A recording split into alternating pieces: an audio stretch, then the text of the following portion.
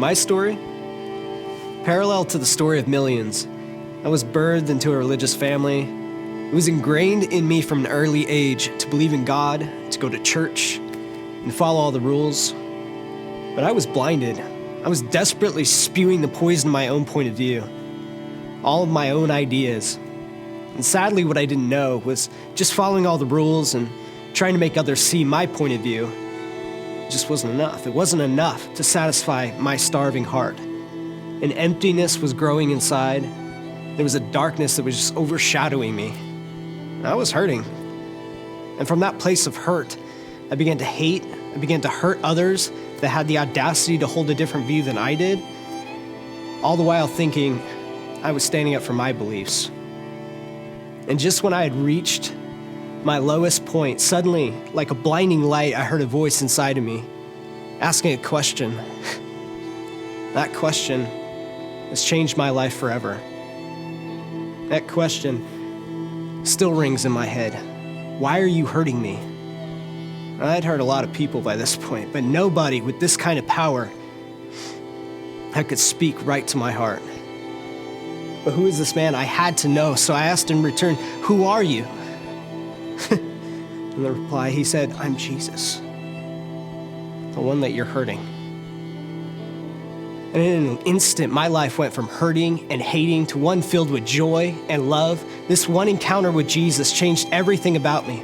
It changed the entire direction, the entire trajectory of my life forever. He even changed my name. These days, my friends call me Paul. And from this life-changing encounter with Jesus, I was compelled to travel the world, telling people everywhere about him. Churches were planted in places called Ephesus, Antioch, and Rome. And from these early seeds of revival and a pioneer spirit, churches and monasteries sprung up all over Europe. Men like St. Patrick of Ireland shared the profound love of God with a nation in darkness, transforming hearts forever. And by the 18th century, the First Great Awakening was sweeping through England. Men like John Wesley, moved by the same powerful force of the pioneer spirit, was actively sharing his faith with his countrymen. And a missionary movement was birthed and set sail for the shores of an early America. And by the beginning of the 1800s, revival was breaking out, and the Second Great Awakening was underway. Charles Finney, James Brainerd Taylor, and many ordinary men and women were used in extraordinary ways by God.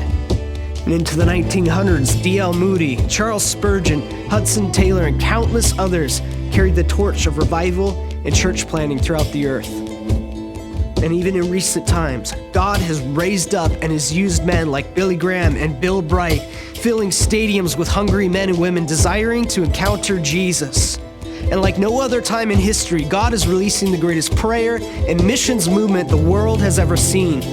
An urgency to see the return of Christ is being awakened throughout the earth. And marked by this pioneer spirit, churches are being planted, and the gospel is being translated into every known dialect, and the love of God is transforming hearts and lives across our globe. And just think, all of this has happened and is happening because one encounter with Jesus on a road long ago. One glimpse of the worth and the value of Jesus, and nations are transformed. The pioneer spirit is sparked on the inside of us, and we can't help but give up our comforts to tell others about him. One encounter with Jesus, and we understand our true identity as those that are valued and beloved of God, accepted and cherished. We can't not share our story, his story. This is the pioneer spirit.